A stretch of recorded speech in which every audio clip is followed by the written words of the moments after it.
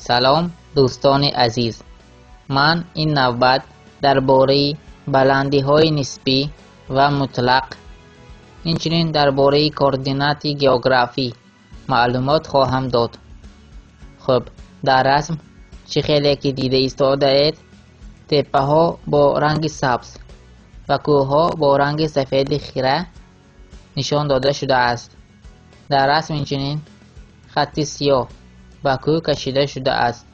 ما بلندی کوه را از تپه حساب میکنیم. مثال میگیریم بلندی کوه 500 متر می باشد. این طور حساب کردنی بلندی را بلندی نسبی می نامند، زیرا ما در اینجا بلندی کوه را از سطح آن یعنی از خشکی حساب کردیم. فرقیت یک نقطه سطح خشکی را از دیگر سطح خشکی بلندی نسبی می نامند. اکنون دوستان به این رسم دقت کنید. چه خیلی که دیده ایستاده اید، در رسم تپه، کوه و با رنگ کبودی خیره آبی بحری که به اقیانوس داخل می شود نشان داده شده است. در رسم خط سیاه از بحر تا قله کوه کشیده شده است. ما بلندی کوه را اکنون از بحر حساب می کنیم. مثال می گیریم بلندی کوه 1500 متر می باشد. این طور حساب کردنی بلندی را بلندی مطلق می نامند، زیرا ما بلندی کوه را نه از تپه بلکه از بحر حساب کردیم. یعنی بلندی نقطه سطح زمین را که از بحر حساب کرده شده است بلندی مطلق می نامند. اکنون دوستان من درباره کوردینات گئوگرافی معلومات می دهم. خود کوردینات گئوگرافی این معین کردنی یگان نقطه سطح زمین در گلوبوس و خریطه می باشد. برای معین کردن کوردینات گئوگرافی ما باید عرض و طول گئوگرافی را دانیم. اکنون به رسم دقت کنید. در رسم سیاره زمین تصویر کرده شده است. خط سوخی که از مرکزش گذشته است خط استوایی می باشد. دیگر خط‌هایی که با رنگ زرد کشیده شده‌اند خط‌های موازی می باشند. آنها به طرف قطب‌ها پای در هم کشیده شده‌اند و با درجه افاده می یابند.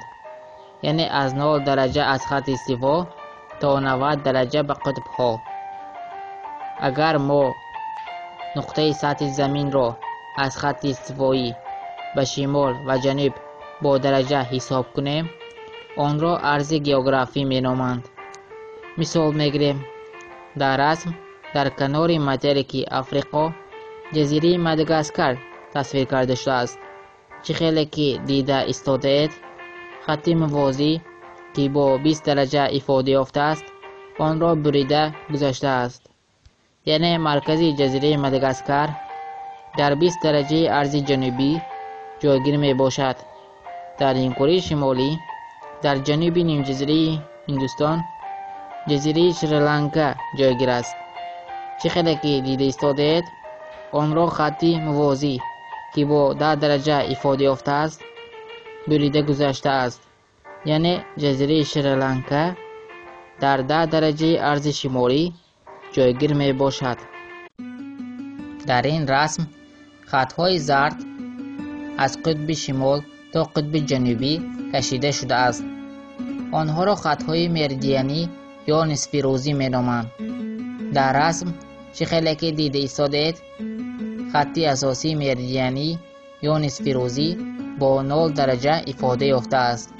آن قسمت غربی ماتریک افریقا را بریده می گذارد و زمین را به 2 قسم نیمکره شرقی و نیمکره غربی جدا می کند. آن نقطه سطح زمین که در نیمکره شرقی جایگیر است با طول شرقی و در نیمکره غربی جایگیر بوده با طول غربی افاده می یابد. طول گئوگرافی از 0 درجه تا 180 درجه تغییر می یابد. مسافه یگان نقطه سطح زمین را از خط نصف روزی اساسی که با درجه افاده می یابد طول گئوگرافی می نامند. اکنون دوستان به رسم دقت کنید. در اینجا تنها نیمکره شرقی تصویر کرده شده است. مثال می آوریم. چه خیلی که دیده ایستاده اید، جزیره شریلانکا را خط مریدیانی که با 140 درجه افاده یافته است بریده می‌گذرد. یعنی جزیره شریلانکا در 140 درجه طول شرقی جایگیر می باشد. در رسم نوبتی من هر دو قسمتی کوردینات گئوگرافی را تصویر کرده ام. یعنی با خطهای جگررنگ خطهای موازی که با درجه عرض شمالی و جنوبی افاده می یابد و با خطهای زرد خطهای مریدیانی یا نصف روزی که با درجه طول شرقی و غربی افاده می یابد جایگیر می باشد. در این رسم تنها نیمکره شرقی نشان داده شده است. اکنون مثال می آوریم برای معین کردن کوردینات یگان نقطه سطح زمین. مثال بر رسم دقت کنید.